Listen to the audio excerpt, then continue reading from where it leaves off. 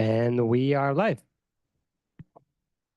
Ladies and gentlemen, please rise as you are able and join me in welcoming the City Council and the playing of the national anthem, the reading of the invocation.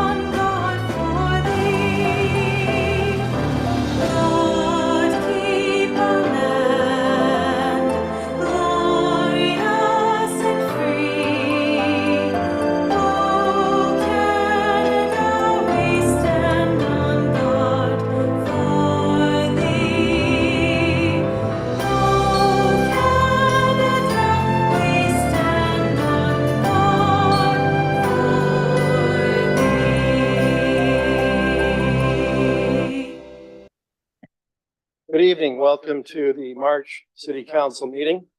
Please remain standing if you're able as I read the invocation to begin tonight's meeting. As we come together today, we recognize the great responsibilities that are laid upon us. Our council will always strive to understand the needs of the people we serve and to use power wisely and well.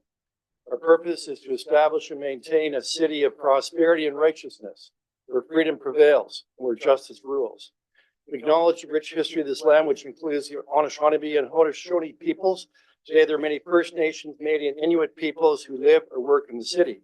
The intent of this acknowledgement is to recognize our responsibility to use and take care of these lands respectfully and responsibly while remembering the generations past and considering the generations yet to come.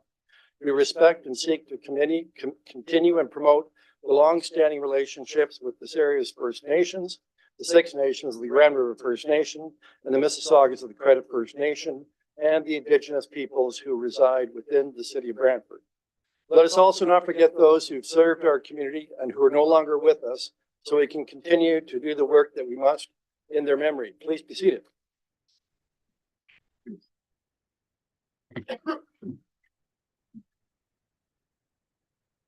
Clerk, would you please call the roll? Councillor Samwell. Present. Councillor Hunt. Present. Councillor Martin. Here. Councillor Caputo. Present. Councillor Sokoli. Present. Councillor Van Tilborg. Here. Councillor Carpenter. Here. Councillor Sless. Present. Councillor McCreary. Here. Councillor Sullivan. Present. And Mayor Davis. Here. Through the chair, roll call's been taken. All right. Members, does anybody have a pecuniary interest they need to declare regarding any of the items that are on tonight's agenda? Councillor McCreary. Mayor, yes, I have a lengthy list for you. With respect to the Balmoral Drive Neighborhood Traffic Safety Review, that would be item 12.1.3. And bear with me a second. The Planning Committee Information Report 12.3.1. And then also the related bylaws as well. 10.4. Good. Anyone else have a pecuniary interest to declare? Councillor Scully? No? Okay. All right, not seeing any other conflicts. Move into separation of items. And so we have the following items that have been separated. We have 12.1.3, that's Councillor McCreary's conflict. We have 12.3.2. There's an amendment Councillor Scully wants to put on the floor. Likewise, 12.4.8. Declaration of Food Insecurity Emergency, the amendment to be brought forward by Councillor Sokoli. And then we have as well the Planning Committee item 12.3.1 because of Councillor McCreary's conflict. So. Anyone else want anything separated? Counselor Samwell. Also like to separate 12.1.6. The truck routes, please. That's the traffic bylaw 3783 truck route amendments. And then I also have a rave the rules for 12.3.2, but I think you already said that one. Yes, 12.3.2 because of, no, it's actually 12.3.1. That's Councilor McCurry's conflict. And 12.3.2 is separated because of amendment Councilor Secoli wants to make. Anything else? Yeah, as long as I get let know when I can offer to waive the rules at that point to allow someone to speak for a delegation. Great. Well, we'll deal with that in a minute. All right. Any other items anybody wants separated? Seeing none. Did Councilor Van Tilborg, you also are withdrawing item 12.4.10?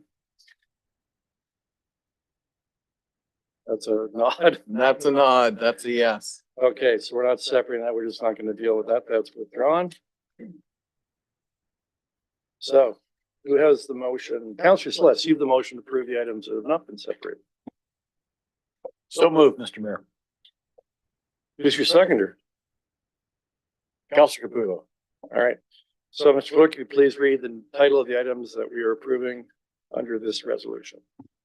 Through the chair, the following items are subject to the votes. So from the Committee of the Whole Operations Report, 12.1.1 Parks and Recreation Master Plan, 12.1.2 amending on-street parking regulations policy updates, 12.1.4 housekeeping, traffic and parking bylaw, 12.1.5 new traffic regulations policy,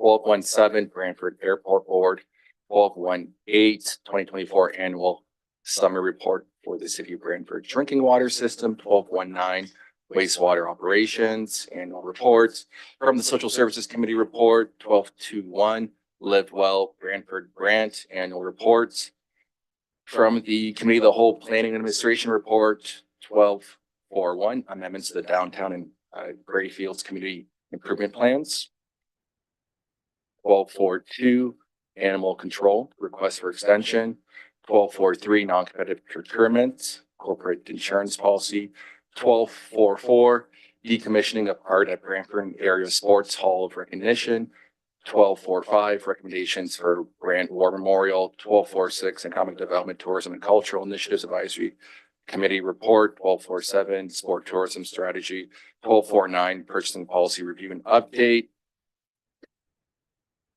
12.4.11 Town and Gown Advisory Committee, from the Finance Committee Report, 12.5.1 request for additional funding for John Noble Home, 12.5.2 financing lease policy, non-material lease categories for 2025, 12.5.3 quarterly reserve and reserve fund update, 12.5.4 honorary and expenses report for 2024, 12.5.5 mileage reimbursement rate for 2025, 12.5.6 fourth quarter casino update, 12.5.7 preliminary 2024 year-end variance reports.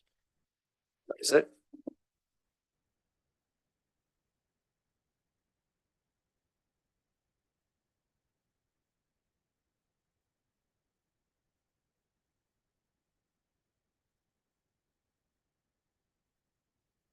All items not separated for discussion purposes carries unanimously on a recorded vote. Members of council voting in favor, Councilors Sullivan, Celeste McCurry, Hunt, and Toborg, Samuel, Carpenter, Martin, Caputo, Secoli, and Mayor Davis. Thank you, Mr. Clerk. So there are no statutory public hearings tonight, nor are there any recognitions of achievement. But we do have a number of proclamations on tonight's agenda, and Councilor Caputo, if you would please move all the proclamations, state your seconder, and if you could then read proclamation 8.1. Thank you, Mr. Mayor. Moved by myself, seconded by Councilor Sluss, that the following proclamations be approved. 8.1 World Autism Day, 8.2 National Volunteer Week, 8.3 Transgender Day of Visibility, 8.4 Youth Sport Appreciation Week, 8.5 Earth Week, 8.6 Daffodil Month, 8.7 Sikh Heritage Month. And 8.1 World Autism Day, moved by myself, seconded by Councilor Sluss. Whereas autism is a complex lifelong developmental disability that typically appears during early childhood and can impact a person's social skills, communication, relationships, and self-regulation. And whereas autism is defined by a certain set of behaviors and is a spectrum condition that affects people differently and to varying degrees. And whereas there is no single cause for autism. And whereas early diagnosis helps a person receive the support and services that they need, which can lead to an improved quality of life. And whereas in recognition of this month's members of the community will be invited to join Mayor Kevin Davis at Harmony Square on Tuesday, April 2nd, 2024 at 1 p.m. as he raises the autism awareness flag and lights Harmony Square and City Hall with the lights of the spectrum for one full week to promote awareness, to acknowledge and honor the many organizations that support Brantford families who are impacted by autism. Therefore, let it be resolved that the Council of the Corporation of the City of Brantford hereby proclaims the month of April 2025 as Autism Awareness Month in the City of Brantford. Thank you, Councilor Carpenter. If you read Proclamation 8.2, National Volunteer Week, please. Thank you, Mr. Mayor. Whereas the Brant Regional Association of Volunteer Administrators wishes to bring recognition to and encouragement of citizens' participation in National Volunteers Week. And whereas Volunteer Canada has declared this year's theme for National Volunteer Week to be Volunteers Make Waves. And whereas each individual with diverse circumstances, experiences, and knowledge brings strength, passion, and connections to build capacity and cohesion in our community. Therefore, be resolved, the Council of the Corporation of the City of Brantford proclaims the week of April 27th through to May 3rd as Volunteer Week and celebrate the value of our community volunteers. Thank you. Thank you.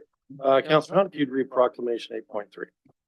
I will. Whereas March 31st is International Transgender Day of Visibility, and whereas Brantford Pride, the Bridge, invites all individuals to join together to make our local community a diverse, safe, and proud city.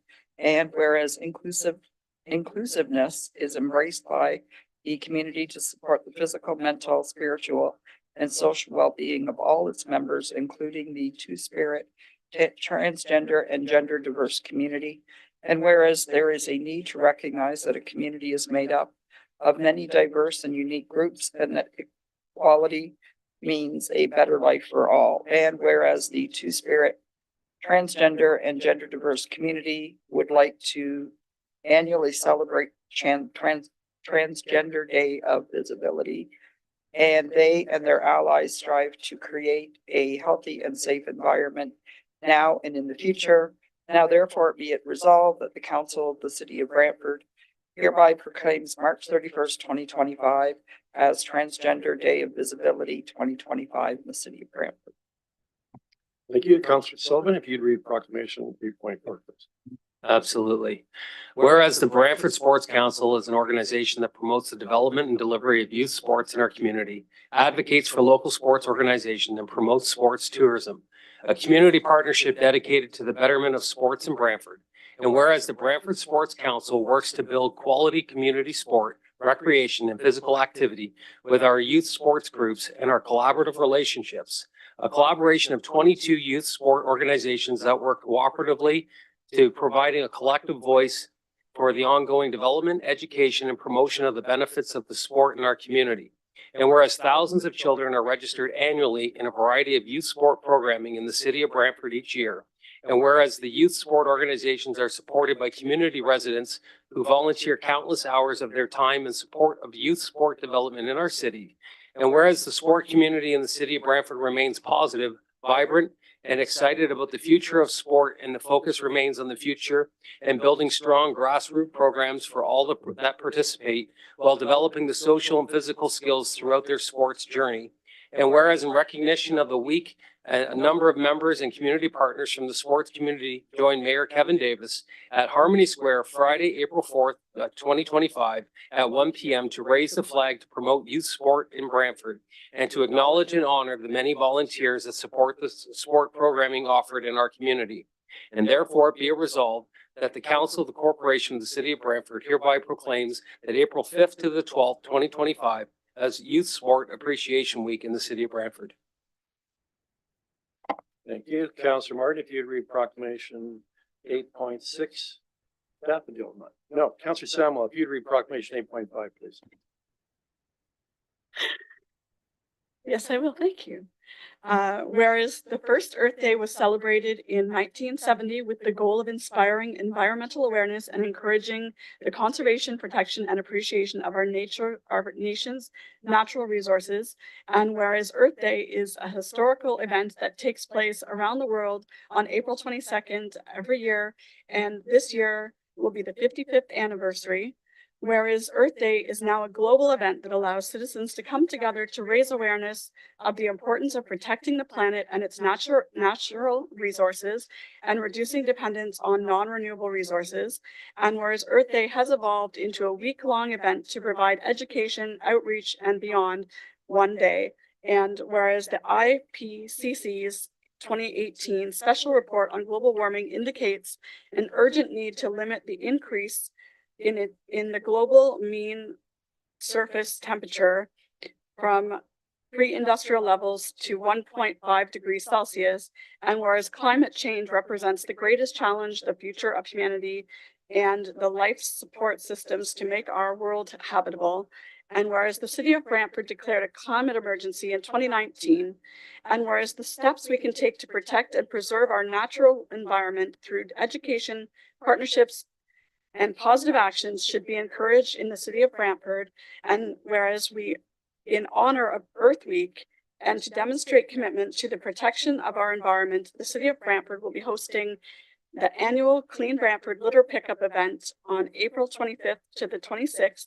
Now therefore it be resolved that Brantford City Council hereby proclaims the week of April 20th to 26th as Earth Day week in the city of Brantford, and that City Hall be illuminated in green in honor of Earth Week. Thank you. Thank you, and I'll go to Councillor Martin for Daffodil Vic. Thank you, Mr. Mayor. And first, I'd like to apologize for not being there in person, but I got a nasty head cold and I don't really want to spread that around.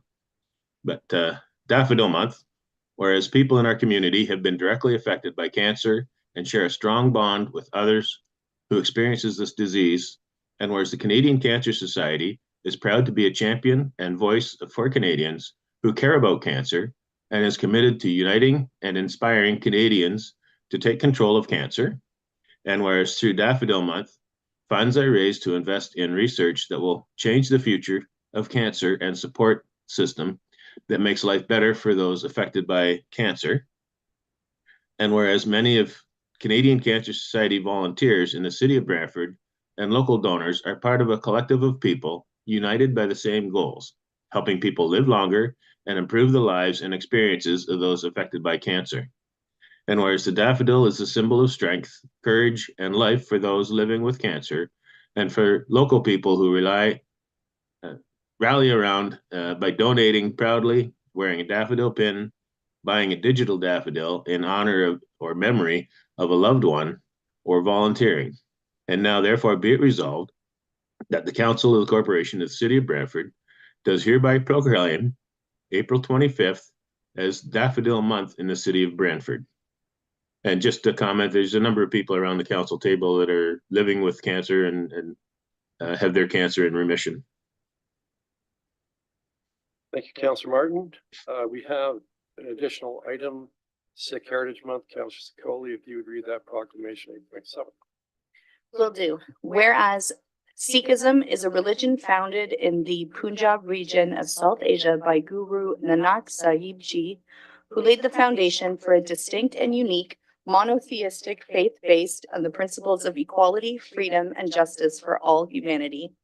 And whereas Sikh Canadians have lived in Ontario since the middle of the 20th century and represent a growing and dynamic population and have made significant contributions to the growth and prosperity of Ontario. And whereas Sikhs are known for their bravery, in World War I, over 1 million soldiers served overseas in the British Army, and 75,000 never made it home. In World War II, Sikh units of India and the Commonwealth forces served under Allied command alongside or in cooperation with American forces and earned a reputation of bravery. More than 88,000 lives were taken and 109,000 wounded. And whereas Brantford is rapidly becoming more ethnically and culturally diverse, And as of 2021, more than 10% of Brantford residents have a first language other than English or French, and 36% of newcomers originate from South Asia. And whereas, aside from the Christian faiths, Sikhism is the religion observed by the greatest number of Brantford residents, according to a 2021 census of population conducted by Statistics Canada. And whereas in 2021, the Brantford Immigration Partnership was established to create a more inclusive community representative of the broad diversity and cultural experiences of all residents of Brantford. And whereas throughout the month of April, Sikhs all around Canada and the world celebrate Vaisakhi, also known as Khalsa Day, on April 13th, signifying the creation of the Khalsa and the Sikh Articles of Faith. And whereas the month of April was proclaimed as Sikh Heritage Month by the Legislature of Ontario in 2013, and whereas by proclaiming the month of April as Sikh Heritage Month, the City of Brantford recognizes the important contributions of Sikh Canadians have made to Brantford's social, economic, political, and cultural fabric. And whereas Sikh Heritage Month is an opportunity to remember, celebrate, and educate future generations about Sikh Canadians and the important role that they have played and continue to play in Canada, in communities across Ontario, and specifically in Brantford. Now therefore be it resolved that the Council of the Corporation of Brantford hereby proclaims the month of April as Sikh Heritage Month in the City of Brantford, and encourage citizens of our community to recognize and celebrate the contribution of Sikh Canadians. Thank you. So I'll now call the vote on the proclamations.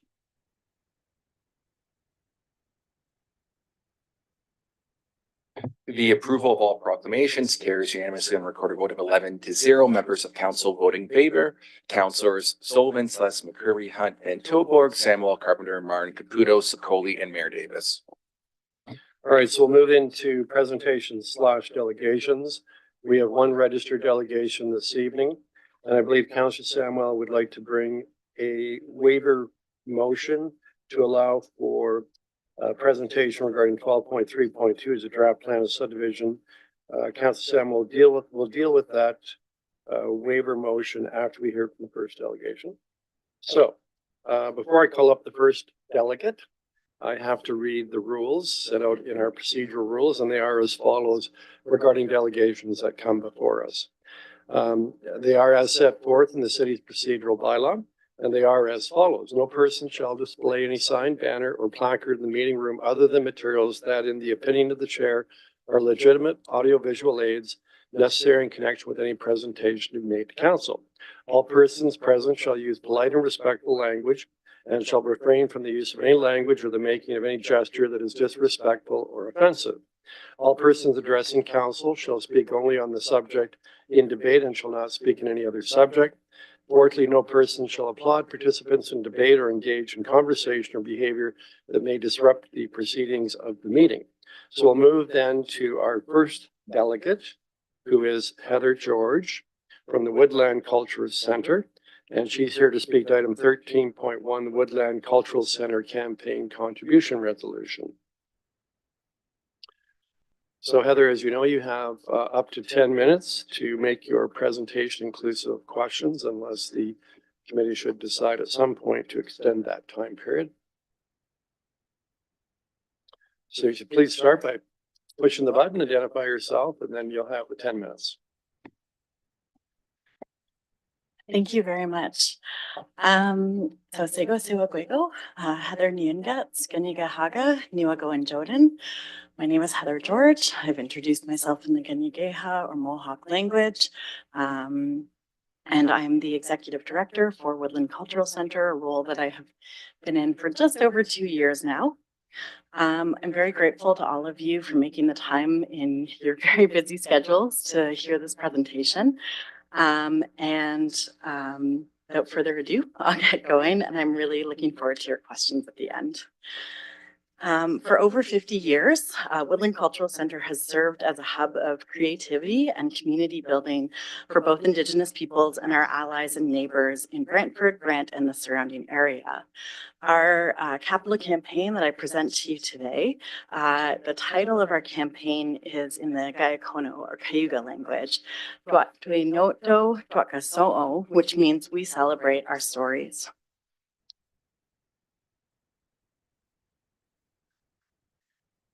At Woodland Cultural Center, our mission is to protect, promote, interpret, and present Haudenosaunee worldviews. And we strive to be a center of excellence.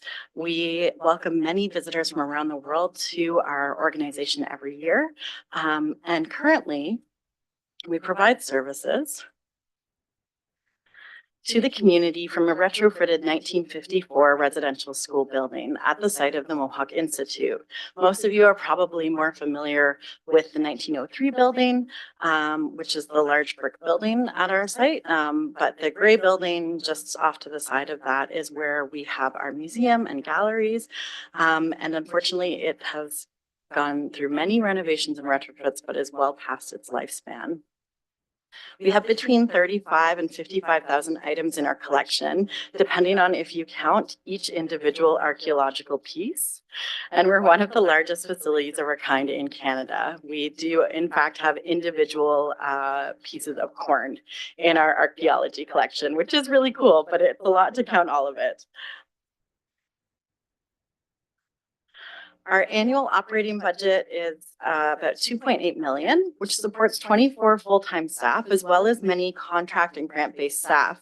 We've also contributed over $25 million through our construction project in the 1903 Mohawk Institute building to the local skilled trades. Further, our impact as an international tourism destination site means we're part of the almost $426 million of direct economic input that Indigenous tourism has in Ontario. The benefits to Woodland Cultural Center in terms of growth and economy and visitorship don't just benefit Woodland, they don't just benefit Six Nations of the Grand River, but they actually have a direct economic benefit on Brantford and all of the surrounding communities. As a member of the International Coalition of the Sites of Conscience and one of only 2 publicly accessible residential schools in Ontario, we're committed to being a welcoming, inclusive space for the building of relationships and respect. We deliver 2 public signature events annually on National Indigenous Peoples Day and the National Day for Truth and Reconciliation, which collectively last year saw over 2,500 visitors in 2 days to the site, which puts a lot of pressure on our infrastructure. And we partner with local organizations such as Brantford Native Housing, Brantford Regional Indian Center, various departments of the City of Brantford, Laurier University, and members of the Brantford Museum sector to extend our programming beyond the site and further into the community. We've undertaken a series of seasonal celebrations, which I've seen a few of you at, and thank you for coming. Thanks to the support of the federal government through the Canadian Arts Presentation Fund, and we've been able to welcome an additional 2,000 visitors to the site through these arts-based programs. And these programs directly support artists in that they pay them through a living wage program and through CARFAC fees in terms of supporting them and building their work. We also support the public education system. As many of you probably experienced, the public education system, while it is working really hard to include more Indigenous content, simply does not have the resources that are needed to share Indigenous stories and to build true allyship. We have over 19,000 school visitors a year, and that is projected to grow as we open the renovated Mohawk Institute this fall, September 30th, to the public. Our projected growth is 80,000 visitors by 2029.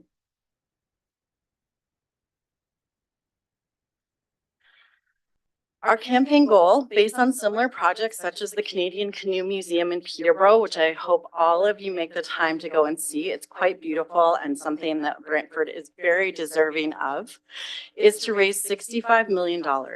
This includes endowments for the long-term care of the buildings. In fundraising for the work on the final phase of the Mohawk Institute, we were able to count on the generosity of all levels of government, including 70% of our current funding from federal and provincial pools.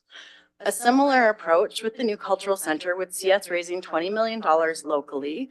And currently, thanks to the generosity of Six Nations of the Grand River Band Council, the Dreamcatcher Foundation, friends and family of Robbie Robertson, Boralax, Meridian Credit Union, and private donors, we've secured $2.2 million.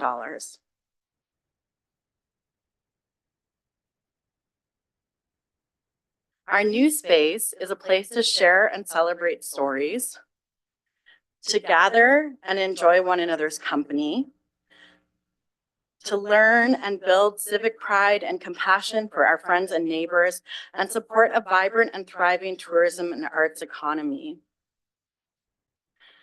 The space includes a black box theater with seating for 300, wet and dry workshop studio spaces, a demonstration and learning kitchen, dedicated rooms for school groups, permanent and temporary galleries, and ceremonial garden spaces that we envision as a state-of-the-art 40,000 square foot facility, which is a true testament to the beauty and generosity of the members of Six Nations, Brantford, and Brant communities.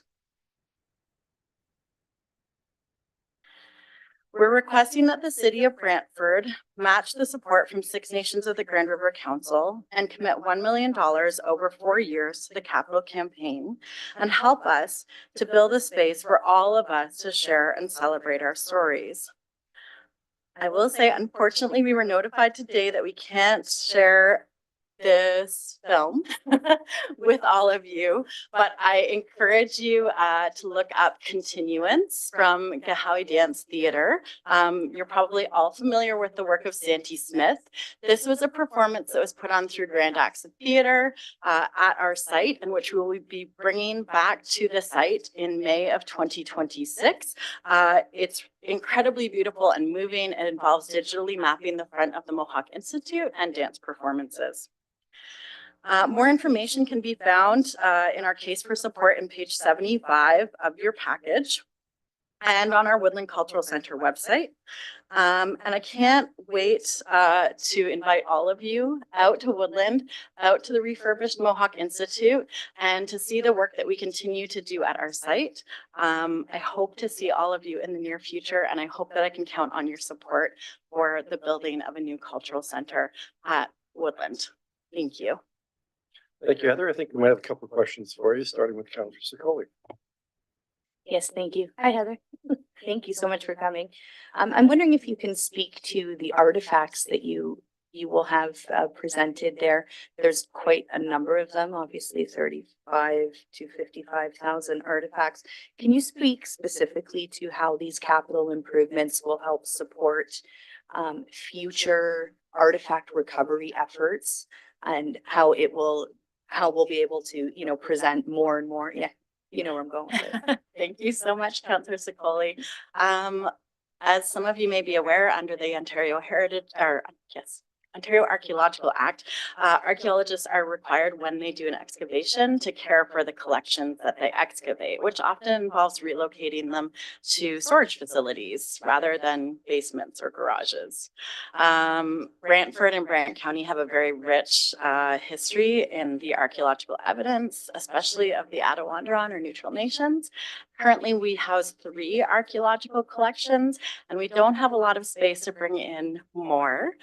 So increasing the capacity of our storage facility will help us to better care for archaeological belongings, but also allow us to better interpret them and learn from them, which includes a current partnership with McMaster University. We just received notification today that we were successful in a Social Science Humanity Research Council application to work with our current collections and also to actually look through microscopes at what type of food our ancestors have been eating over the last few thousand years, and to look at how we can bring those food systems back into place, which benefit not only Indigenous people, but also non-Indigenous people, and probably more importantly for all of us, the local environment and how we care for it.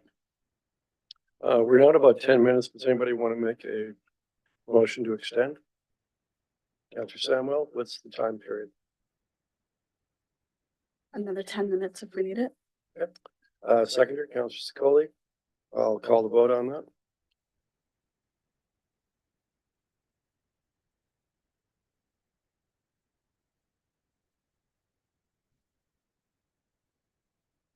Motion to extend by 10 minutes carries unanimously on a recorded vote with the required 2/3. Members voting in favor, Councilors Sullivan, Celeste, McCurry, Hunt, Van Tilburg, Samuel, Carpenter, Martin, Caputo, Coley, and Mayor Davis. Floor is yours, Counselor Secoli. That concludes my question. Thank you. Counselor Martin, I see your hand up. Thank you, Mr. Mayor. Through you to the delegation. You haven't got much of the money raised yet. When do you anticipate starting construction on this project? Thank you so much for your question. So our capital committee has directed me to wait until we have at least 50% of the construction dollars at hand. We want to be really fiscally responsible in this project. As you may all know, with the construction project on the Mohawk Institute, it's taken us a decade to do that work. And we fundraised in phases to do it. And now, as I'm project managing that, I see some of the challenges of doing a phased approach. Although it allows you to break up the different work that you're doing over time, it also means that you're going through multiple contractors. And sometimes that results in continuity issues with the way that the work is being progressed. So in terms of our responsibility as an organization and our responsibility to our donors, it's, I think, a much more prudent approach that I've been directed to follow. Okay. And what's your connection to the Survivors Secretariat? So the Survivors Secretariat exists as a separate not-for-profit entity from Woodland Cultural Center with their own board. Of course, their board is made up of survivors, many of whom we engage with on our programming and for input on the types of histories that we're sharing, how we share them, as well as the archaeologically sensitive nature of our site from being a residential school, but also having a lot of early Attawandaron pottery on our site. So with the current project, we have implemented a process whereby we review each element of the project that has an impact on the ground, anything over an inch, to get their input, to make sure that the survivors themselves are comfortable with it and that we're following an approach that the Survivors Secretariat are also comfortable with. Okay, and the area that you want to build your new building, have you done a deep archaeological investigation there? Currently, the area that's proposed is behind the existing museum. We have stage 1 archaeology completed with test pits. Prior to building, we would need to continue to do a stage 2 and stage 3 assessment. If there was anything that we found that stopped our work, our alternative location is essentially on our existing platform of our museum and the current parking lot area that we have been working on. It's not ideal if we have to do that because it would mean that we would have to close the cultural center for a number of years and relocate our exhibitions and programming into the Mohawk Institute building, but it is an option that we have available to us. Okay, thank you. You're welcome. Counselor Hunt.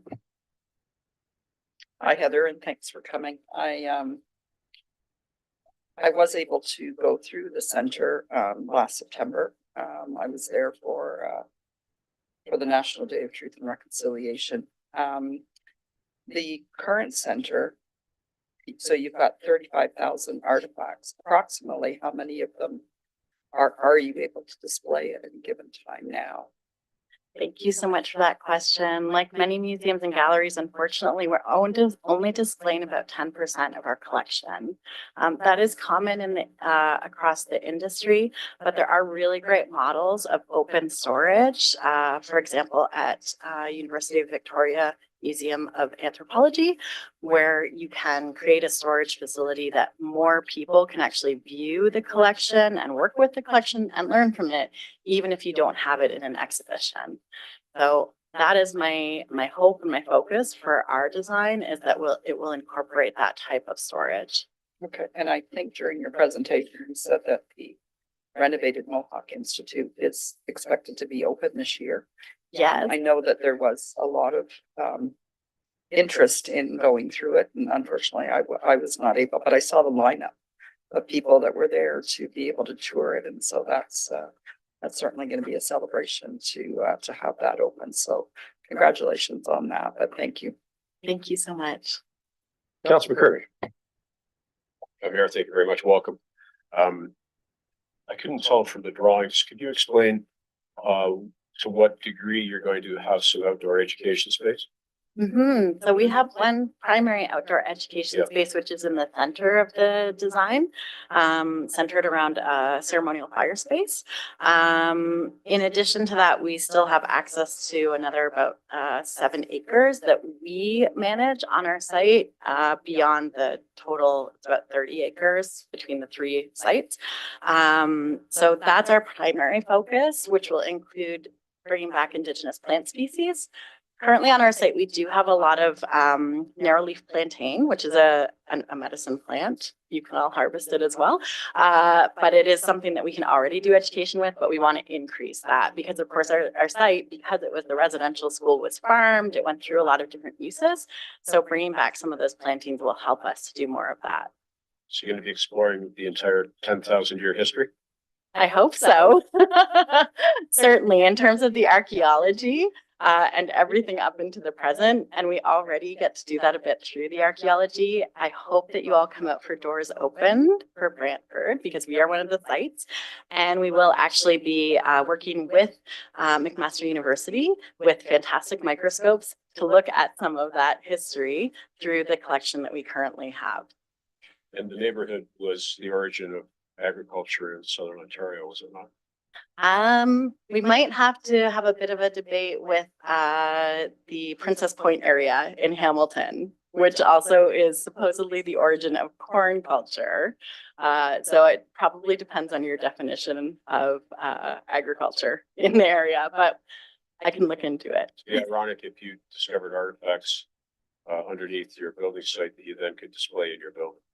We actually have already uncovered some. So that's how according to ARA, the archaeologists that we have working on our site, I'm not an archaeologist, the amount of pottery shards that we have found through our current archaeological work in terms of the construction indicates that there is close to our location a neutral Attawandaron village site because there's such a high density of those pottery shards. So would you have the artifacts from Davisville in your collection? I don't believe we have Davisville. We have Grimsby and 2 other collections, but I don't believe it's Davisville. Yeah, super. Yeah. We look forward to supporting this tonight. Thank you. Councilor Carpenter, you're next.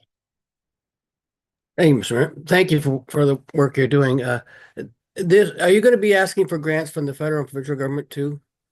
We most certainly will be. Currently, that 70% of our funding is through Infrastructure Canada. I know that we're all concerned about the current economic climate in Canada, but I do hope that the federal and provincial governments will see that infrastructure is a really good way to support our economic well-being and for organizations like Woodland to give back to the community through bringing in those funding dollars from the federal and provincial governments. And along the goal here is to increase the education of not only our community, but everybody that comes from all over the country to just visit the site to be educated on 120 people and what's happened here over the years. Yes, and certainly all over the world. Yes. All right, great. Thank you. Thank you very much. Look forward to it. Heather, I got a couple questions for you about how you foresee the museum operating once you have the new facility in place, which I understand will include 300-seat performing arts center. Will also include areas for pottery work to be done and very artistic and cultural activities, not just to display and perform, but also to learn. Okay. And can you tell me what's your vision? What's your vision what's your organization's vision as to how there'll be an interaction between not only the First Nations people in this area, the Indigenous, but also those who reside in Brantford and the greater area? Thank you, Mayor Davis. In addition to increased ability to do education programming by creating a dedicated education space separate from our theater space and also storage for said theater space, it will allow us to work in supporting the local arts community. I know this is something that we lack currently, is this mid-sized performance space for theater production. We can already at Woodland support people using our theater space, but because it's also our primary education facility, we're really limited in how long someone can use the space for, and there isn't storage facilities for them at the moment. So that's one of the ways that we can support the local arts economy, but also as a hub site. So in terms of tourism, one of the best things we can do is increase people to stay overnight, right? And so if Woodland is a hub site and this global destination, when we bring more people in, it will also have an economic benefit to other cultural and heritage sites in the area. And there's lots more opportunities for partnership with folks like the Sanderson Center as well to have people stay overnight. It's ideal if we can have people coming, having a meal, staying in a hotel and spending, their whole weekend or multiple days in the region, because that will support everybody's economic well-being and a vibrant arts sector. Currently, in terms of our operating dollars, we self-generate about a third of our income, and most of that is through donations and through education programs. So having a space as well that people can rent from us will allow us to be more economically stable in terms of how we run our operations. So when the facility's up and running, how long do you think a typical visitor would spend touring both the Mohawk Residential School and the new Woodland Cultural Museum? So currently, if we do sort of behind the scenes tours of the Mohawk Institute while it's under construction, so it's not a full tour, usually people take between 3 and 4 hours at our site if they're doing both buildings and not including a hands-on program. If we add hands-on programming or lecture style programming, we increase that to 5 or 6 hours, and especially if they're having a meal. So we already can provide a full day of programming. Adding in performing spaces, workshop spaces means that we can increase that longer over multiple days, and also host conferences and gatherings that we can't facilitate right now. Great.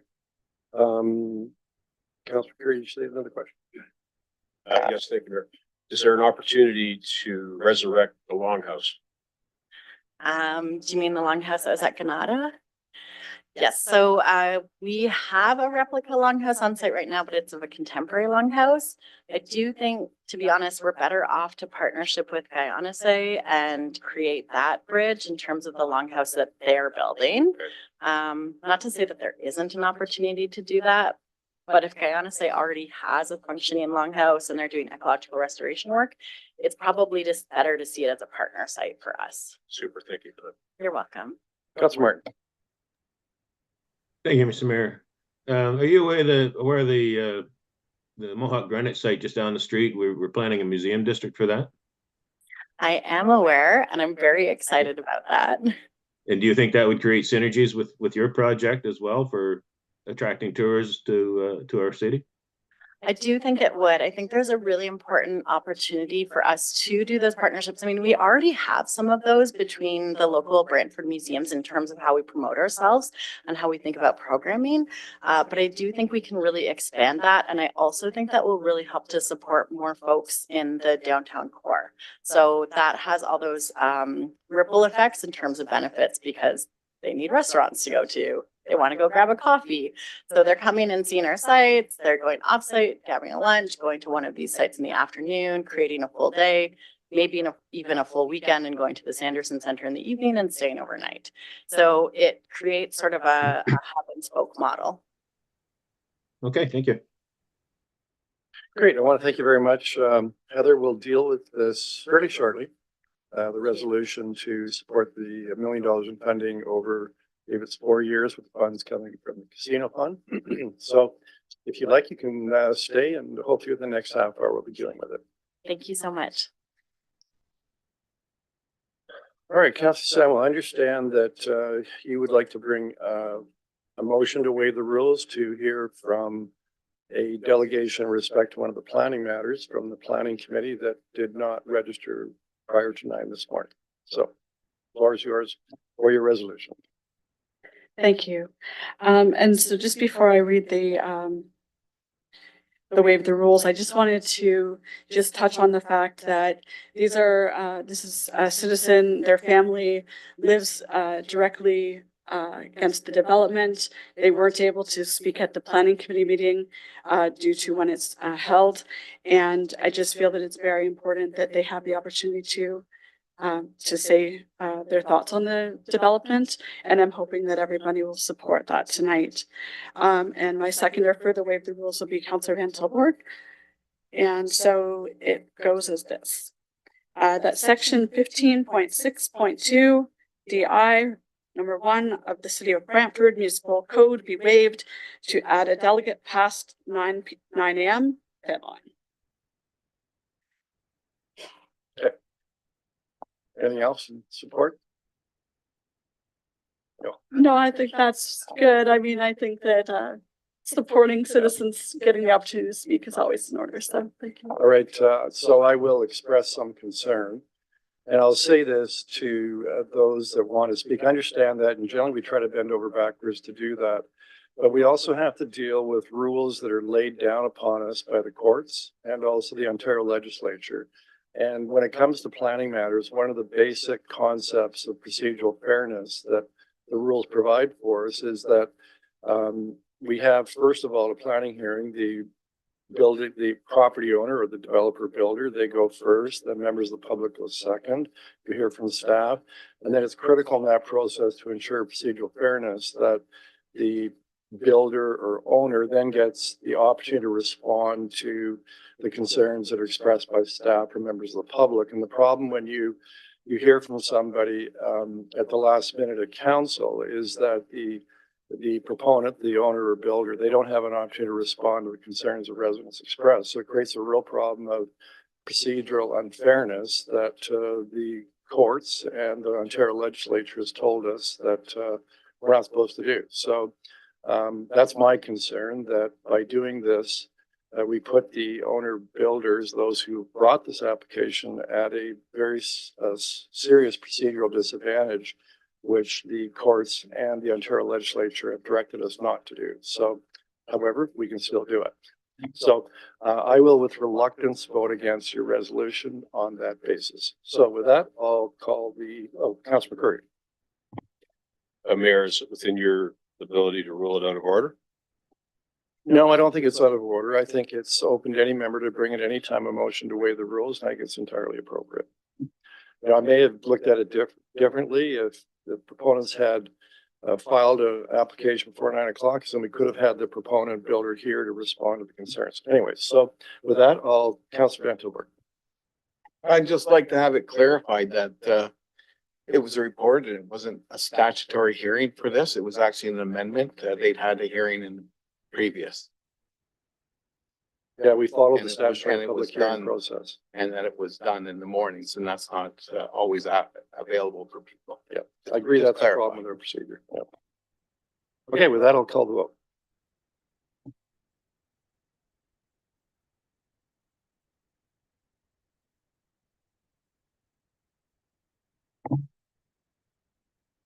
Motion to waive the rules is lost and recorded vote of 7-4. Members of council vote in favor. Councillors Sullivan, Hunt, Van Tilburg, Samuel, Carpenter, Caputo, Sicoli. Members opposed. Councillors Sless, McCurry, Marn, and Mayor Davis. All right, so we'll now move into the clerk's report and communications. Councillor Scully, if you please move the motion, receive the clerk's report. I would love to if I saw it on the screen.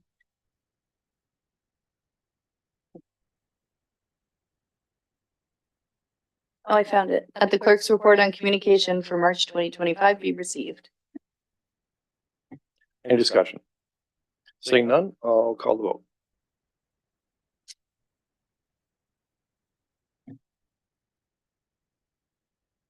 The clerk's report on communication carries unanimously and recorded vote of 11-0. Members of council vote in favor. Councillors Sullivan, Sless, McCurry, Hunt, Van Tilburg, Samuel, Carpenter, Martin, Caputo, Sicoli, and Mayor Davis. All right, we'll move on to minutes. Councillor McCurry, understand you have a motion to adopt the minutes listed on the agenda. Seconded by Councillor Martin, so moved. Would you please be kind enough to read the minutes that we're actually approving, the titles? Of course. Yes, of course, Mayor. So the minutes are as follows: 11.1, Special Council, February 25. 11.2, Special Council, Private Confidential, the same date. 11.3, Council, February 25. 11.4, Special Council, March 4. 11.5, did I already say 11.5? Maybe there are two 11.5s. Special Council, March 18, 2025. And lastly, Special Council, PNC, March 18, 2025. So unless there's any objection to form and content, I'll call the vote.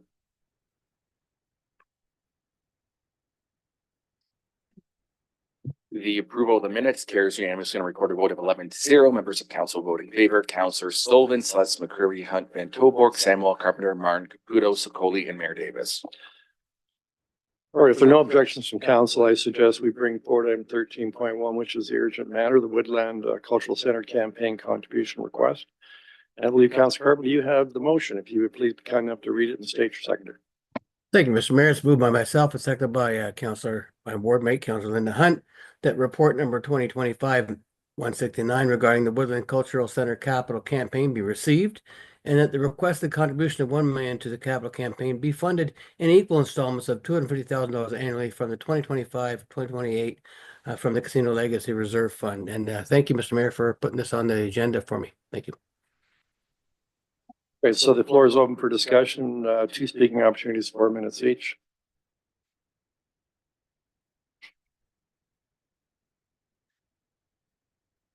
Would you raise your hand, Councilor Scully? Go ahead. And then Councilor Martin after that. Yes, thank you. I'm going to be supporting this this evening, and the Woodland Cultural Center is a part of our story. It's a part of our history. It's woven into the fabric of Brantford's story. It's for future generations to see and appreciate and learn from the past. And I think that this is the story of the First Nations people, and it's important to support the preservation of this history, just as we would with other associations here in town, just as we would provide support for the Brantford Historical Society or for the Military Museum. I think it's important that we show our support for this particular project and do that through this capital investment. Woodland Cultural Center is very lucky to have you, Heather, as an advocate and representation through this. You're extremely knowledgeable on it, and I look forward to visiting once it's all complete. So full support for me. Thank you. Councilor Martin. Thank you, Mr. Mayor. We heard the delegation say that there would be positive synergies with the development of the Mohawk Greenwich site. And given that they're just starting down their fundraising goal, I'd like to try an amendment to add item C, that funding start once construction has begun on the Mohawk Greenwich site. And if I could get a seconder, I can explain why I feel that's important. I don't see a seconder. Okay, can I speak to it anyway? As a part of this. Go ahead. Yeah, well, I mean, the presentation included the fact that the synergies on the Mohawk Greenwich site would be beneficial both for Mohawk Greenwich site as well as the Woodland Cultural Center. So I see this as a plus plus. The problem we have is that the Mohawk Greenwich site is being held up by the Survivor Secretariat, which is silly because the entire site has been excavated to a depth of between 10 and 20 feet, which would have uncovered any graves that were on that site. So we know there are absolutely no graves on that site, and yet the Survivor Secretariat won't release the site for us to start our development. And until they do, we're hamstrung and we can't develop that site, which is something that I've been advocating for since I got on council, because it's underutilized land that needs to be developed so that it can start generating property taxes for the city. So it's unfortunate I couldn't get a seconder, but I didn't think it was going to pass anyway, but thank you. Councilor McCurry. Mayor, thank you. Well, here is an opportunity for us to support what the federal government has suggested we do, and that's to achieve truth and reconciliation with First Nations people, those of us who followed after them here. And this provides us with a tangible contribution to that end. We mouth the words every week and hear about, the land acknowledgement, but, this gives us an opportunity to actually do something that's beneficial to both cohorts. We will be coming forward in this calendar year with an initiative that would hopefully advance a museum district on the lands of the Massey Cockshutt industrial sites. Perhaps that's something that we can achieve within the next 5 years. But the other thing that it speaks to, and I'm glad to have heard Heather talk about putting folks in hotel rooms, because the city of Brantford now is adequately funded, thanks to those who spend the night in hotels here and drop an extra $4 or $5 into our coffer, which then helps us pay for the kind of initiatives that Heather was here to speak about today. And hopefully, as we mature the Municipal Service Corporation that's responsible for administering those funds and distributing those funds, that these are the types of capital investments that we then can begin to do with respect to the corporation's investment. City of Brantford's investment in that initiative is going to help pay part of the bill at the sports and entertainment complex. But the money that the other corporation raises can speak to these kinds of initiatives, both in capital and in terms of being able to attract large regional and national festivals and events to our community, which further improves our tourism industry, which further gives us more money to reinvest in the initiatives like Heather was here speaking about today. So I'm quite happy to be behind this fully tonight. Councilor Carpenter. Thank you, Mr. Mayor, and thank you to members of council showing support. I too will be supporting this. This is an opportunity for us to recognize what's come before us and to honor the Truth and Reconciliation and take our role in that, and and promote the culture, Indigenous culture in our community. That we're the largest Indigenous culture next door to us in the whole country, and for us to recognize this and to encourage the museum so we can teach not just Brantfordians and Brant County residents, but everybody from across the country of how this area was built and why we're here, and that we have shared resources, and that we are rowing in the same direction in different canoes, as the two-row wampum suggests. This is a real unique opportunity, and I'm happy to support this. Thank you, Mr. Mayor, for bringing it forward. Councilor Samuel. So I just wanted to say that, of course, I'll be supporting this tonight. I think everybody already knew that. But I just wanted to thank you for the care that you take in preserving the history and the stories and all the work you do at Woodland. I just wanted to thank you for that. Councilor Slav. Yes, thank you, Mr. Mayor. I'll certainly be supporting this as well. And I would hope, I didn't think at the time, but I would have asked the delegation if the county of Brant is probably going to match what the city of Brantford's doing. So I just putting that out there and I hope we get a positive answer. Thank you.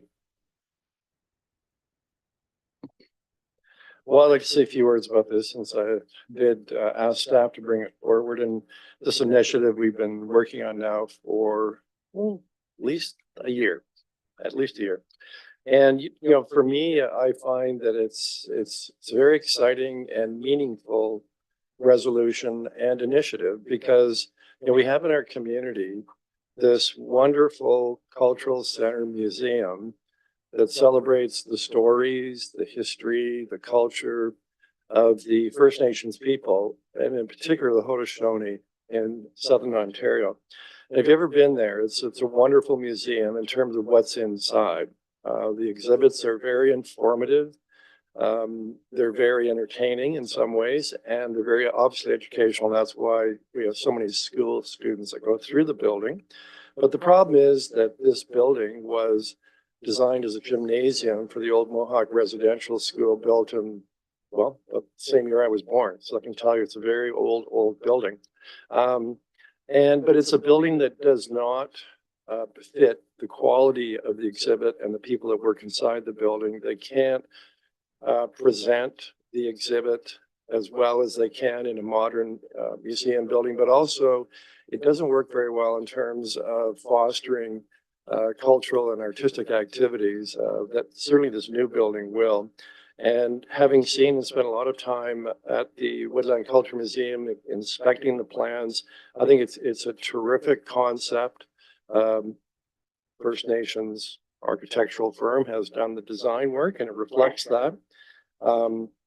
I think it's a terrific opportunity for our community with the long history that we have with the Haudenosaunee people to do something that's mutually beneficial. And I think we'll arrive at a better degree of understanding of cultural collaboration, because this will be a center that's open to obviously not just First Nations, not just visitors, but to our community. And it will be, I believe, a center that will foster a greater degree of cultural understanding, respect, and cooperation. And then, of course, there's all of the economic benefits from the construction itself, and the benefits in terms of construction jobs and money spent on local suppliers, and all of that economic activity that'll generate.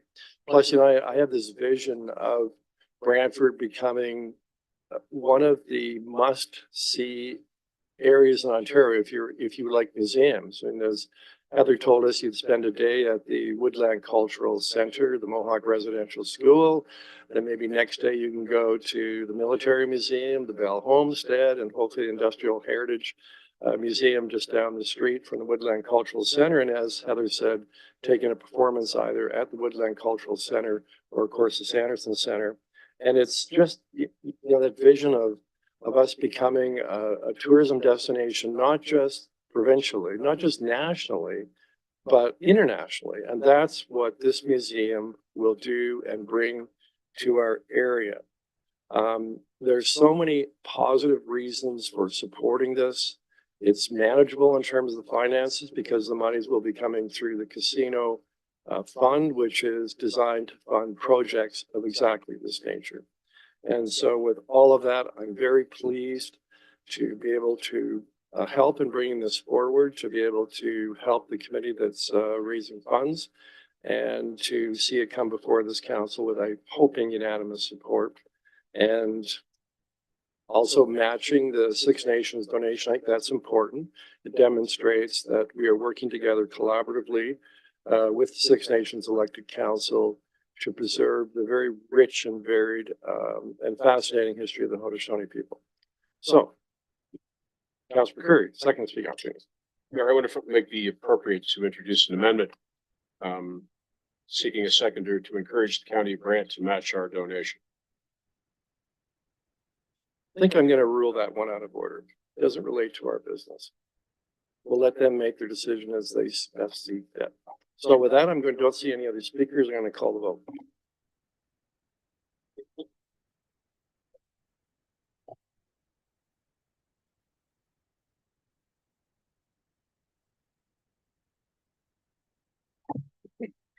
Item 13.1 carries on recorded vote of 10-1. Members of council voting in favor: Councillors Sullivan, Sless, McCreary, Hunt, Van Tilburg, Samuel, Carpenter, Caputo, Sokoli, Mayor Davis. Members opposed: Councillor Martin. Okay, we'll take a 3-minute break at the end of the delegation section before we proceed with the balance of our agenda.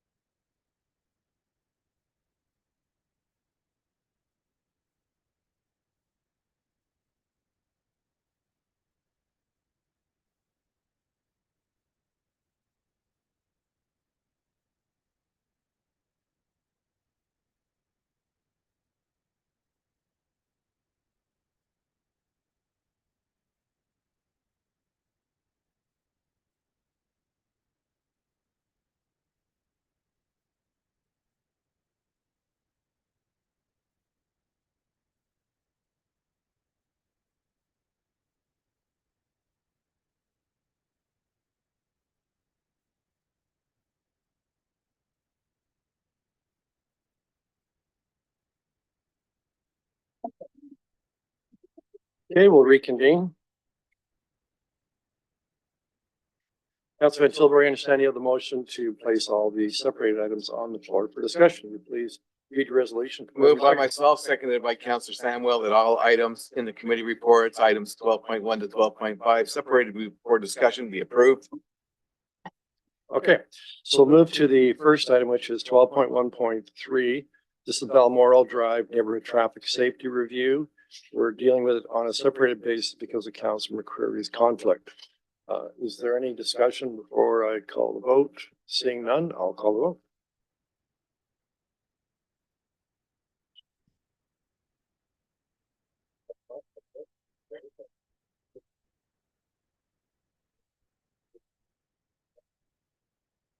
Item 12.1.3 carries unanimously on a recorded vote of 10-0. Members of council voting in favor: Councilors Sullivan, Sless, Hunt, Van Tilburg, Samuel, Carpenter, Martin, Caputo, Sokoli, Mayor Davis. Next separate item is 12.1.6. It's the traffic bylaw 3783 truck route amendments. Councilor Samuel, you asked for this to be separated. Thank you, and through you, Mr. Mayor. I just have a question for staff regarding this. So my understanding is, one of the items is to remove, Tollgate Road from the truck routes. And my understanding is that is the current route right now with the bridge construction. That is the way that trucks are supposed to go. So what I wanted to find out is that going to be delayed being removed until after the construction is done with the bridge, or how's that working?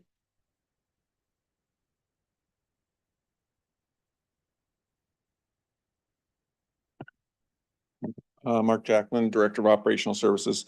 Through you, Mr. Mayor, to Councilor Samuel, yeah, that's correct. The signs won't be taken down until after the bridge is open, which is expected on May 1st. And currently it is actually the detour anyway, so they would be allowed to drive down Tollgate Road while that detour is on. Okay, I just wanted, so that does confirm that trucks can continue to use it until after the bridge is back up and running then. Correct. Okay, thank you. Okay, I'll call the vote then on item 12.3. 6. Item 12.1.6 carries unanimously on recorded vote of 11-0. Members of council voting in favor: Councilor Sullivan, Celeste McCreary, Hunt, Van Tilburg, Samuel, Carpenter, Martin, Caputo, Sokoli, and Mayor Davis.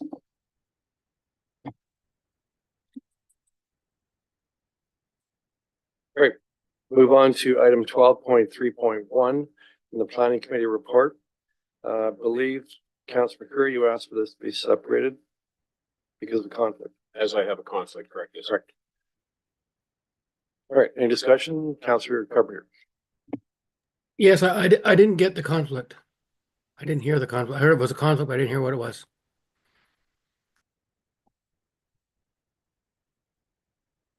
Councilor McCreary, the nature of the conflict? One of the owners of the building is a friend.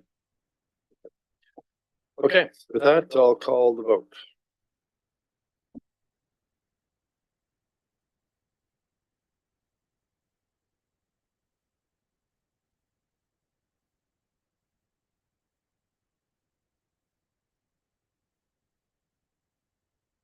Item 12.3.1 carries unanimously on a recorded vote of 10-0. Members of council voting in favor: Councilors Sullivan, Sless, Hunt, Van Tilburg, Samuel, Carpenter, Martin, Caputo, Sokoli, and Mayor Davis. Next separate item is 12.3.2, draft plan of subdivision 29T Riverwalk Phase 2, Riverwalk Phase 3, Riverwalk Phase 4, 297 Erie Avenue, Dover Avenue Extension. Councilor Sokoli, you asked for this to be separated as you have an amendment. Yes, I do have an amendment bringing this forward as chair of our planning committee. My understanding is that the developers have had an additional meeting with city staff to further define and update the conditions attached to the approval. So they're streamlining things. So the amendment here is that item 12.3.2 of the planning committee report be amended by replacing the referenced appendices in clauses A, B, C, D with the updated appendices appended to Council Memorandum 25-184. Seeking a seconder for that, Councillor Sullivan. Okay, any discussion on the amendment? Seeing none, I'll call. Councillor Benson. Can we have these clauses separated? Every single one of the conditions? A, B, C, and D, please. I'd like them separated. Okay. And I would like to speak to it as a whole. The developments in this area, in which this is multiple developments going on, has been entertained as far back as 2006. And each time we see an update to the provisions of zoning, but this has been in our official plan. And so I just want to address the fact that, I do have some knowledge of the person that did want to speak earlier today. And unlike many of the people in the area that know about this development because they've lived in the area, we've had a lot of new people move in. And I find it very interesting that many, I would say, well-versed real estate agents are aware of when there is a development and what's happening in the area, and yet they will sell a home to an individual and not disclose the fact that there's a massive development going behind them. And so it's often a shock for a new buyer when they show up and they go, what's this on? So often they are trying to catch up on things. And so, I just want people to be aware, make sure that your real estate agent, sometimes the real estate agent may not know, but many of them are very good. And they do make sure that they disclose to you if there's something going on with the big property next to you, that it may not just be farmland that's going to be plowed every year. Councillor Carpenter. Thank you, Mr. Mayor. Can the staff give us a quick overview of the changes that the amendment makes? Thank you. So through the chair to the councillor, Nicole Wilmot, Commissioner of Community Development. So when we, as Councillor Scully mentioned, when we brought the planning applications to the March 6th Planning Committee, we were still working with the consortium of developers to finalize the set of conditions. Out of the numerous conditions that are before council, we arrived on two that we are further amending. So the first one was with respect to a landscape requirement. So we're not changing the intent of the landscape requirement, but just moving it to the more appropriate future subdivision agreement where it's properly enforced. And the second has to do with the time period to satisfy conditions. So typically under the Planning Act, developer has 3 years to satisfy the conditions of draft approval before the approval lapses. However, staff can extend that time period for an additional period of time. We've agreed to extend it to an additional 2 years, just recognizing the amount of work that is underway with this development that needs to be coordinated from a servicing perspective. So those are the two changes. Thank you. All right, that's Councillor Sluss, go ahead.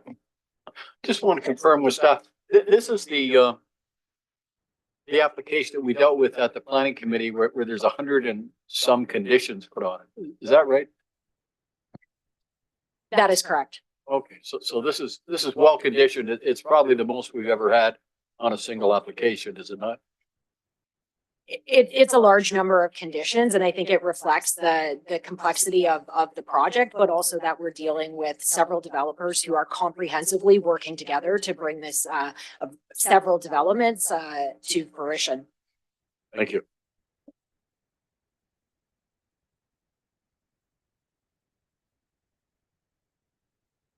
All right, so I'll call the vote then in each of the A, B, C, D, I think it is. So let's start with A.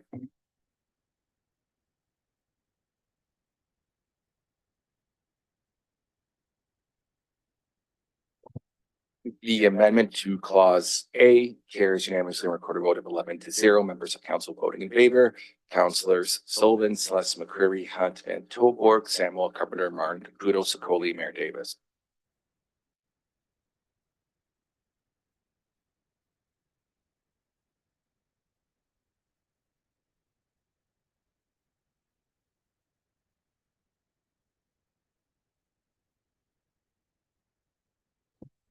The amendment to clause B carries unanimously on recorded vote of 11-0. Members of council voting in favor, councilors Stolben, Sluss, McCreary, Hunt, Van Tilburg, Samuel, Carpenter, Martin, Caputo, Sokoli, Mayor Davis.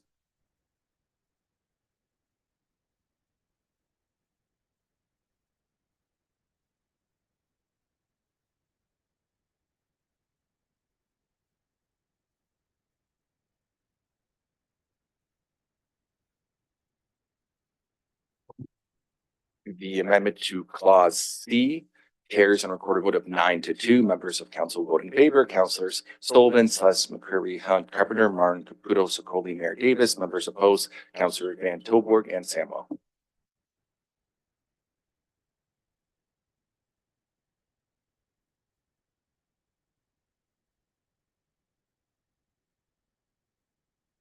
The amendment to clause D carries on recorded vote of 9-2. Members of council voting in favor, councilors Stolben, Sluss, McCreary, Hunt, Carpenter, Martin, Caputo, Sokoli, Mayor Davis. Members opposed, councilors Van Tilburg and Samuel.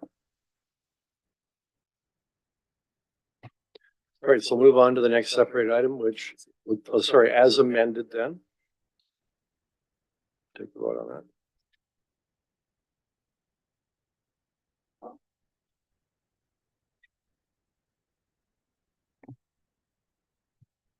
Clause item 12.3.2 carries on a recorded vote of 10-1. Members of council voting, councilors Van Tilburg, Hunt, Carpenter, McCreary, Martin, Sluss, Caputo, Sullivan, Sokoli, and Mayor Davis. Members opposed, Councilor Samuel. All right, so on to item 12.4.8, the declaration of food insecurity emergency in the city of Brantford. Councilor Sokoli, I believe you have an amendment. I do come forward with an amendment on this, and first and foremost, I do want to thank Councillor Samuel for the work that she put into bringing this forward. But I was inspired while I was watching such a vast and passionate community of organizations that were here delegating to the topic. And since then, I've had a few other individuals in the community reach out with some ideas on how we can perhaps give this resolution some teeth in the community. So I do have an amendment, and it will be seconded by Councillor Samuel, if that would be. So seconded by Councillor Samuel, and it reads that the following be added as clause D. That staff be directed to consult with community organizations in the development of a community action plan to be provided to City Council prior to the end of Q3 2025, that should say. And that this plan include input from community organizations regarding needed resources to address the local food insecurity crisis. Hosting a stakeholder roundtable event meant to drive innovation and efficiencies within similar organizations in the community, and opportunities for Brantford City Council to support and advocate for community organizations that are addressing this crisis. And if I may continue speaking on this. Yeah. I had someone approach me last week about wanting to help supply food to an existing kitchen or facility that was serving food to individuals in need, and was looking for some city guidance to facilitate this. And in the fall, I had a church in Ward 1 approach me, reaching out, looking to do something similar of service. So it occurred to me that perhaps the city could have a role to play in connecting all of the organizations to look for potential efficiencies or to innovate some unique ways to provide to those in need. Simply just connecting the dots and bringing people together often will facilitate this. So perhaps playing matchmakers to those in the community who have the means to, say, provide food or volunteer hours, maybe 1 or 2 days a week, but don't necessarily have the means to facilitate, their own individual organization. So if we were able to match these organizations who have the facilities, maybe their resources would be slightly less stressed over bringing or providing this service. So I feel like maybe there's some value to looking into this, and I look forward to everybody's support here today. Thanks. Councillor Samuel. Thank you, and through you, Mr. Mayor. So I just wanted to say that I think that this will be a great addition to the work that the Brant Food Systems Coalition is already doing, bringing folks together to have these important conversations. And I think that some of the best ideas come from community conversations and advocacy. And so I look forward to the solutions that we're going to come up with as a community. Thank you. Councillor Hunt. Yeah, through you to staff, and I'm dating myself, probably about 10 to 15 years ago, I sat on a organization that was called the Brantford Grant Roundtable on Poverty. And it was actually driven by the city. And I'm not sure if we have any staff that are in the room that could see if there's an easy way to resurrect that group. It dealt with food insecurity. It also dealt with housing and transportation and a number of other issues. It kind of then morphed into the Grand River Healthy Communities Collaborative. And at that time, the health unit was kind of providing the administrative support. I just feel that there's already the bones of, and I can tell you there's already a website set up, all of that kind of stuff. So there's already the bones there for such a thing. So I guess my question is to staff, can we look at resurrecting something that's already there and has maybe just been dormant?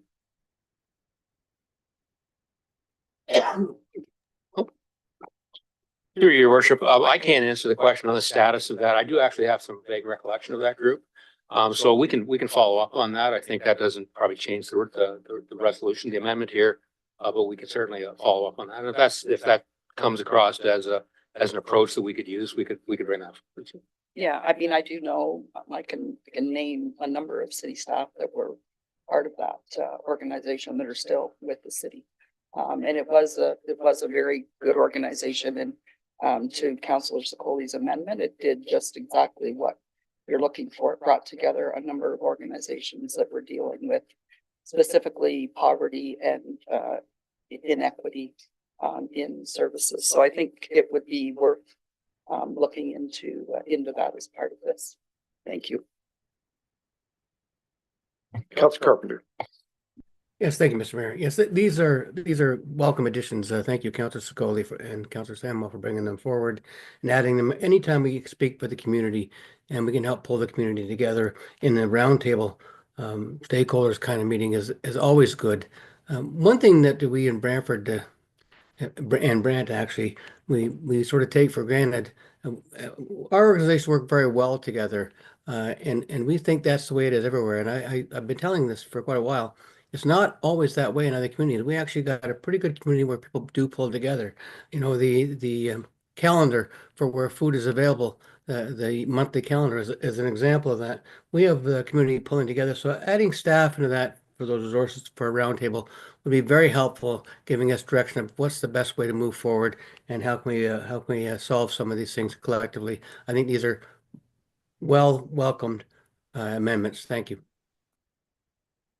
Okay, with that, I'll call the vote.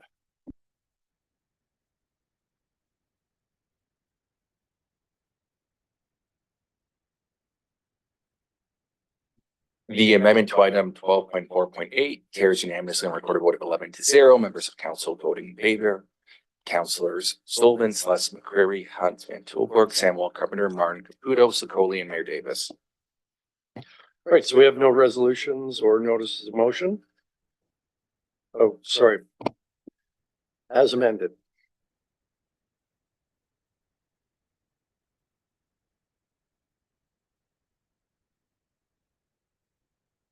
Item 12.4.8 as amended carries unanimously on recorded votes of 11-0. Members of council vote in favor. Councillors Van Tilburg, Samuel, Hunt, Carpenter, McCreary, Martin, Celeste, Caputo, Sullivan, Sicoli, and Mayor Davis. All right, so moving to bylaws then. We do have two that 29 and 30 that we'll deal with separately. Does anybody want any of the other bylaws separated for discussion purposes at first and second reading? Councillor Carpenter. Bylaw 40, Mr. Mayor.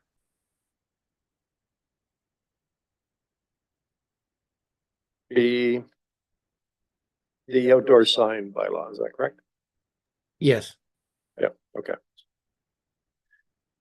All right, let's deal with that one first. Bylaw 40. Any discussion? Yes. Yeah, sorry. If I can get a mover and a seconder as well to put these bylaws on the floor, first and second reading. Moved by Councillor Sullivan, seconded by Councillor McCurry. We got them on the floor to vote on. Okay. Sorry. All right, so now that they're on the floor properly, we'll move to bylaw 40. Any discussion on bylaw 40? Yes, Councillor McCurry. I wonder if staff might give us a description of what is contained therein.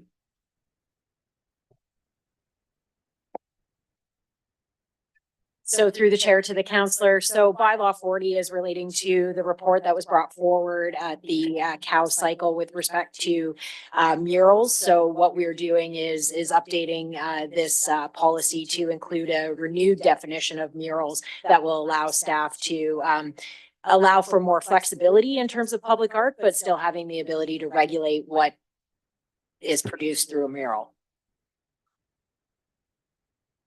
No, this has to do with art.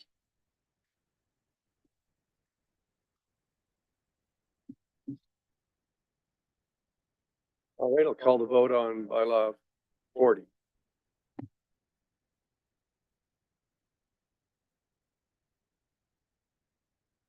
The first and second reading of bylaw 40, 2025 carries unanimously on a recorded vote of 11-0. Members of council voting in favor, Councilors Sullivan, Sluss, McCurry, Hunt, Van Tilburg, Samuel, Carpenter, Martin, Caputo, Sicoli, and Mayor Davis.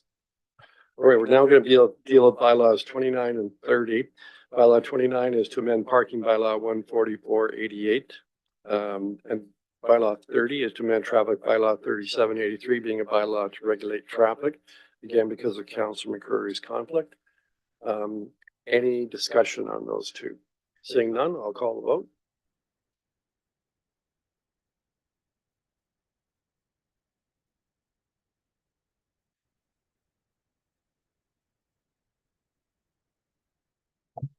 The first and second reading of bylaws 29 and 30, voting Councilor McCurry's conflict, carries unanimous on a recorded vote of 10-0. Members of council vote in favor, Councilors Sullivan, Sluss, Hunt, Van Tilburg, Samuel, Carpenter, Martin, Caputo, Sicoli, and Mayor Davis.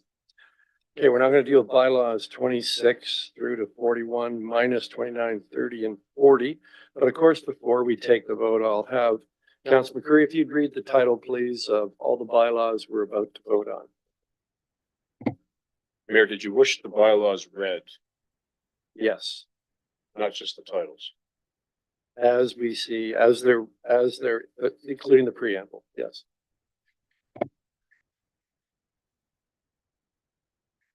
Excuse me. Yes, okay, so I'm the mover, Councilor Martin is the seconder for these bylaws that we are going to read into the record now. Leave be given to the mover and seconder as follows. Bylaw 26 of 2025 being a bylaw to amend bylaw 21-24, being a bylaw to fix fees and charges to be collected by the corporation of the city of Brantford for the years 2024 through 2027. This is the COW operations report, 250305 airport board report. Bylaw 27-2025, a bylaw to designate 53 Charlotte Street as a property of cultural heritage value or interest under the Ontario Heritage Act.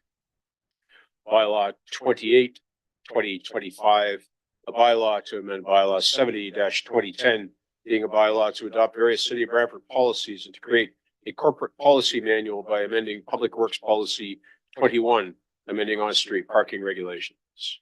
Bylaw 29 we've dealt with. Bylaw 30 we have dealt with. Bylaw 31-2025 is a bylaw to amend traffic bylaw 37-83, being a bylaw to regulate traffic in the city of Brantford. Bylaw 32-2025, a bylaw to amend parking bylaw 144-88, being a bylaw to regulate parking in the city of Brantford. Bylaw 33-2025, a bylaw to amend traffic bylaw 37-83, being a bylaw to regulate traffic in the city of Brantford. Bylaw 34-2025, a bylaw to amend bylaw 144-88, being a bylaw to regulate parking in the city of Brantford. Bylaw 35-2025, a bylaw to amend bylaw 144-88, being a bylaw to regulate parking in the city of Brantford. Bylaw 36-2025, being a bylaw to amend bylaw 70-2010, being a bylaw to adopt various city of Brantford policies and to create a corporate policy manual by repealing 9 existing public works policies and adding public works policy 029 traffic regulations. Bylaw 37-2025, a bylaw to adopt amendment number 1 to the city of Brantford Greyfields Community Improvement Plan. Bylaw 38-2025, a bylaw to adopt amendment number 2 to the city of Brantford Downtown Community Improvement Plan. The bylaw 39-2025, a bylaw to amend bylaw 70-2010, being a bylaw to adopt various city of Brantford policies by amending corporate policy 035, public arts policy. Bylaw 40-2025, a bylaw to amend, did we deal though? I think we dealt with that one, didn't we? 40, so we skipped that one. Bylaw 41-2025, a bylaw to confirm the proceedings of the Council of the Corporation of the City of Brantford with respect to the meeting held herein today. Thank you. Call the vote.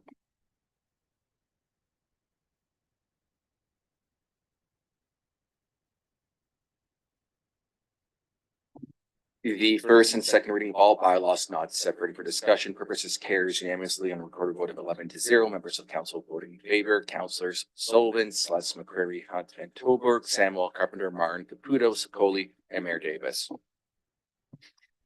Council Martin, can you please read the resolution and state your seconder for the third and final reading of the bylaws?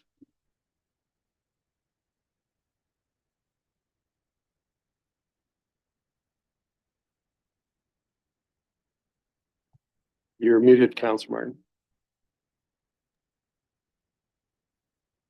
Okay, moved by myself, seconded by Councillor McCurry, that all bylaws having received a first and second reading be taken as read a third time and be finally passed and signed by the mayor and clerk. All right, does anybody want anything separated at third reading? We already, of course, have 29, 30, and 40. Seeing no further requests for separation, I'll deal first with bylaws 29 and 30. The parking bylaws because of Councillor McCurry's conflict.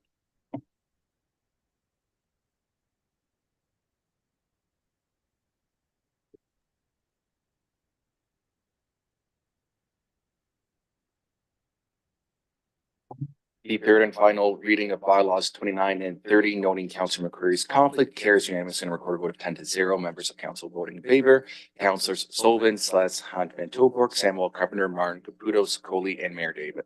No need to separate item 40 for me for third reading, Mr. Mayor. All right, we'll deal with the balance of the bylaws then.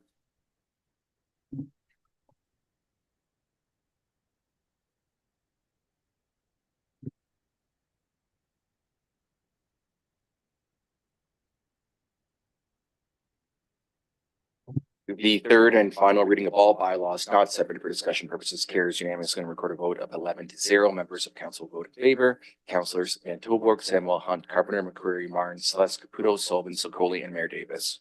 All right, then as the clerk and I sign the bylaws, we'll do ward announcements, and I'll start to my right, Ward 3, Councillor McCreary.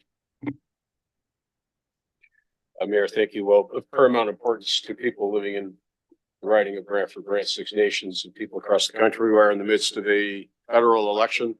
I would urge folks to educate themselves on what is being proposed by those seeking office and to vote wisely. Councillor Martin. Yeah, I don't have any messages. Thank you. Councillor Hunt. Not so much as a ward announcement, but the food bank, in keeping with our food insecurity, is running their spring fling, trying to raise 15,000 pounds of food, running through now right through till April 11th. So if you are able to donate, that would be appreciated. Also, Enterprise Brant is hosting a Women in Business event this coming Thursday from 11:30 till 2. at their facility on West Street. And that's it for me. Great, Councillor Sluss. Thank you, Mr. Mayor. Just a couple of things. Saturday, April 5th is the annual sports awards, presentations. They'll be happening at, the Laurier Building. I believe it's from 9 till 1. On, Thursday of this week, the Arbor opens in Port Dover. I'm sure that, all you hot dog aficionados will want to be there. This Friday at 7 o'clock, at the Madhouse on Market, the, Bulldogs open up their first round of, playoffs against North Bay after finishing this season, as conference and division champions. So they're going into the playoffs, I think, well positioned. We're in first place. We'll have first round, we'll have home game advantage in each round. So you probably can't get a ticket, but I think, they're talking about, shooting the, game live on the side of the building outside. So if you can't get in, get out, and you'll be able to see the game down at the Civic Center. Councillor Samuel. Thank you. So I have a few announcements here. The Eastward Echo Place Neighborhood Association has just started a new women's book club, and that starts today, and that's happening on Tuesdays, or sorry, the fourth Tuesday of the month at Woodman Community Center. I also wanted to mention that an Eastward resident, Michael Godfrey, and his team. I wanted to acknowledge them for their award-winning film, The Martini Shot, that will be presented at the Brantford Film Group, and congratulate them on all of their success and for all of their volunteerism in Brantford. And I just wanted to also acknowledge, while we're talking about volunteerism, I wanted to acknowledge the group from BL's Little Pantry, but more in addition to that, I wanted to thank all of the neighborhood association representatives, both in Eagle Place Neighborhood Association and Eastward Echo Place Neighborhood Association, for pulling together to support that group and do lots and lots of deliveries throughout the community for food that folks need. And I also just wanted to also mention the Free Growth Sports is happening again from 10 to 12. And on the 12th of April at the cricket building at Cockshut Park. Thank you. Councillor Sullivan. Thank you, Mr. Mayor. I got a couple for you. April 9th at Assumption College and on the 10th at the Gretzky Center, both at 6 o'clock. There will be an open house with regards to the Southwest Park where you'll be able to ask staff some questions about what's going on with the park. And then, let me get here, on the 17th at 4 p.m., there will be a pick at Lions Park with regards to what's going on with the Lorne Bridge. Thanks.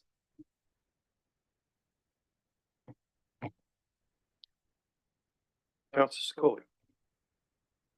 Well, Councillor Sullivan took all the good ones.